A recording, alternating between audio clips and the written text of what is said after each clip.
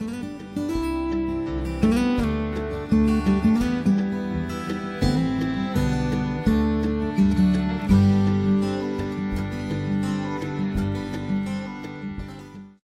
hello everyone and welcome to another episode here on the MIgardener channel.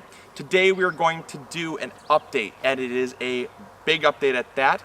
It is an update of the organic garden here at the cottage, and you'll be surprised. The last update was about 3 weeks ago, and I am blown away by the results. It won't even look like the same garden, and it is a great example of what an organic garden can be. Absolutely no pesticides, no fungicides, no herbicides, just the way nature intended it. And I gotta admit, it's pretty impressive. So take a look yourself and see if you don't find the same excitement that I do.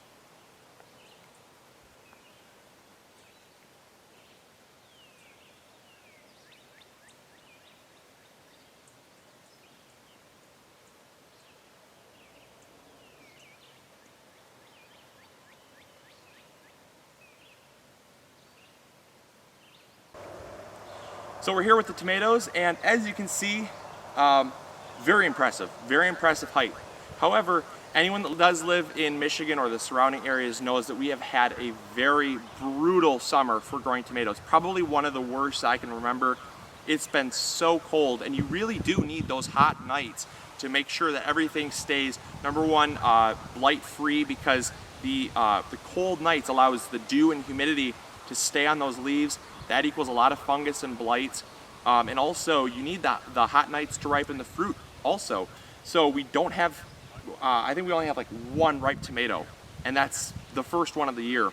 And also we don't have any, really any healthy plants. I mean, they're all very healthy, but any ones that are considered blight free, they're all kind of got a little blight going on.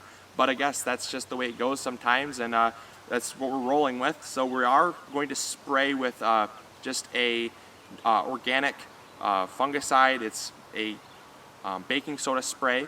We're going to spray with that, and hopefully that's going to be able to kind of contain it, and hopefully we'll have some warmer weather down the road. But like I said, we're working with what we have. And check out these beets. They are getting so large and ready for harvest, and we have a whole ton in here that they're looking really pretty. So we're going to definitely have a harvest video. And then you see here the dill. This was only a seedling. I mean, just a couple inches tall even a couple weeks ago, and it is already shooting up just so nicely. So we have some beautiful dill here, and oh wow, it's so fragrant. So we're going to have some dill pickles in the future, and we're gonna make some salads with this stuff, and there's so many uses for this very beautiful fragrant herb, and definitely suggest growing it. It's a good one. I like that.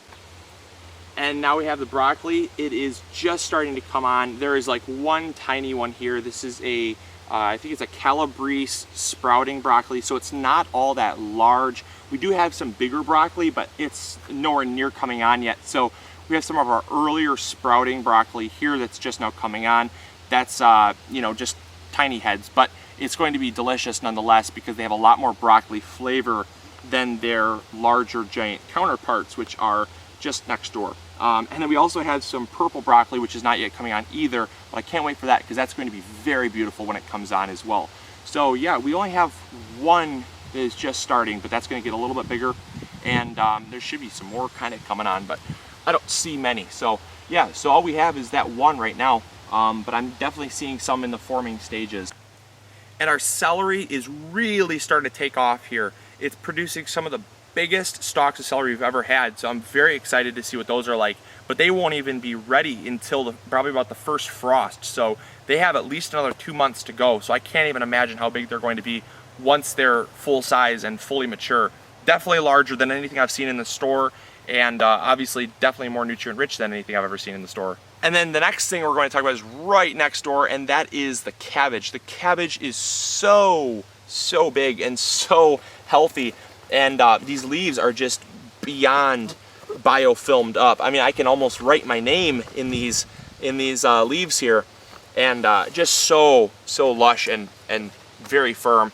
But they are not even close to putting on a head yet, so they're definitely going to have some good. They're definitely gonna have some good sized heads coming on. but that's just gonna be a waiting game. I'm not sure when. They look like they're beginning to form. Oh yeah, they're definitely beginning to form, but probably won't be for another month or two. So. And then of course, as always, people always are asking about the Swiss chard and how it's doing, and as of always, it's doing amazing. So, oh man, it's blowing me away. I've never seen Swiss chard this healthy. It is so it's so great to see a organic garden that is producing so well. And we're gonna definitely harvest a lot of this and take it to the soup kitchen and just really help out in our community, because I think the more awareness we build about having such a great garden like this, the more people are inspired to try it, because it's not hard. I can definitely vouch for the fact that it's not hard. It pretty much grows itself once you put in the basic necessities, other than weeding and watering. So, I mean, it's definitely worth a try, and it's definitely not hard.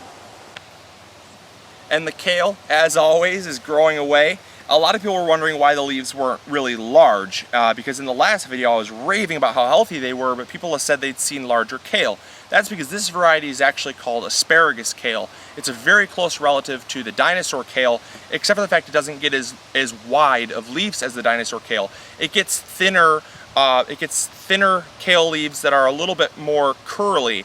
I like it because they're really good for kale chips, but it's also a tender form of kale that's a little bit better in salads.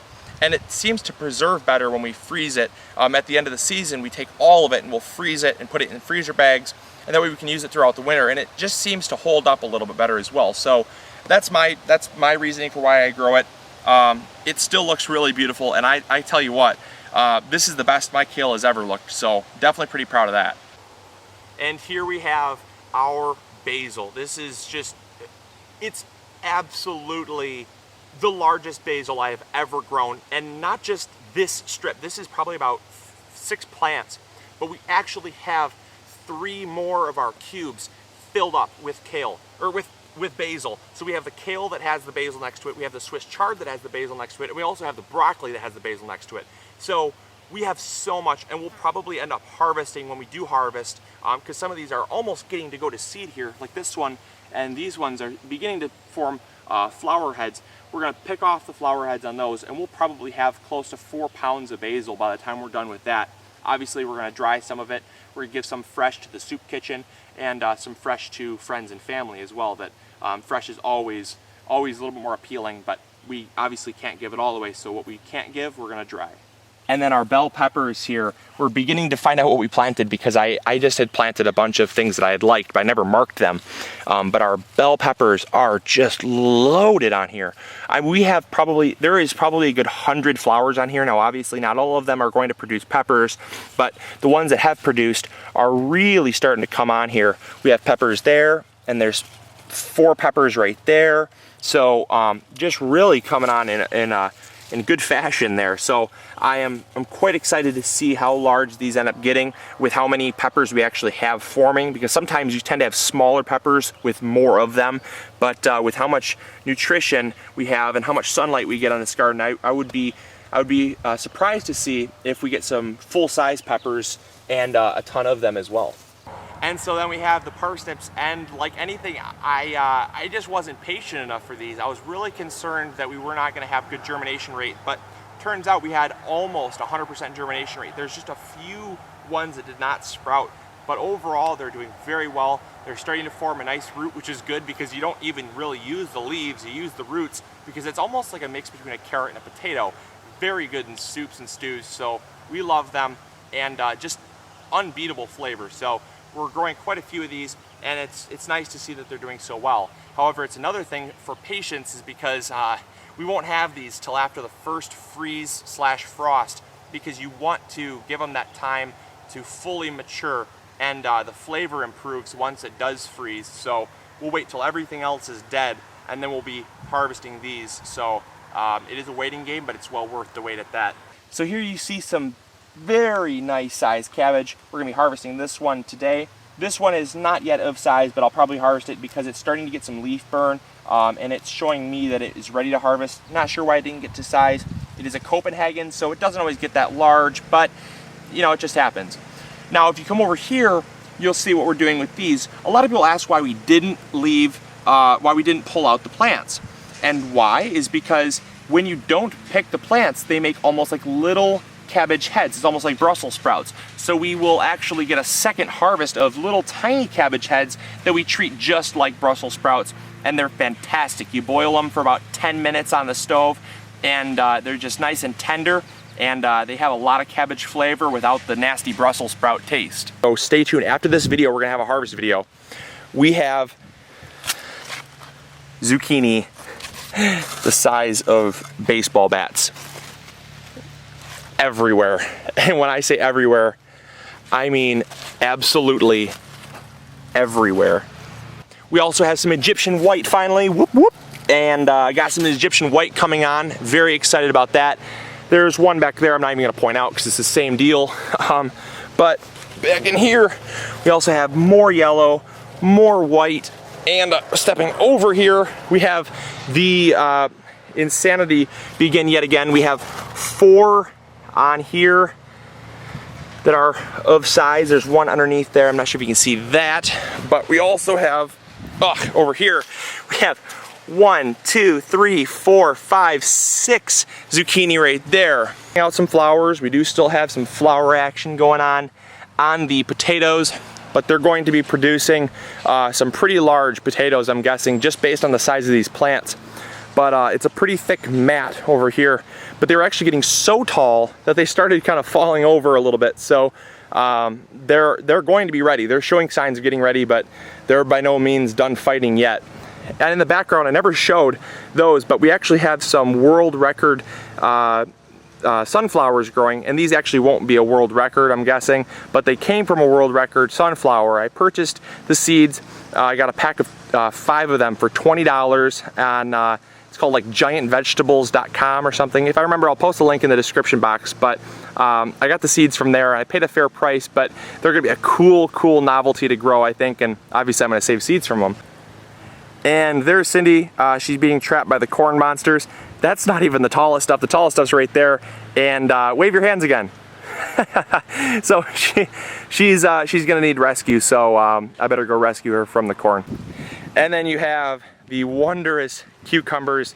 These are finally starting to kick into gear. They started out pretty slow. Like I said, we had some robins or some kind of bird that was eating the tops off. It might have been a crow, who knows, but it was a bird, and it was just continuously eating off the tender shoots from the sprouts there. But we finally got them all to sprout, and they're going crazy now.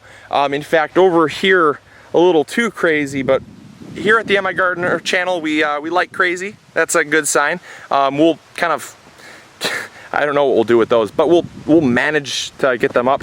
They're kind of pulling the trellis down a little bit too, but that's good. I mean, that's good. If they want to crawl on the ground, they're more than welcome to.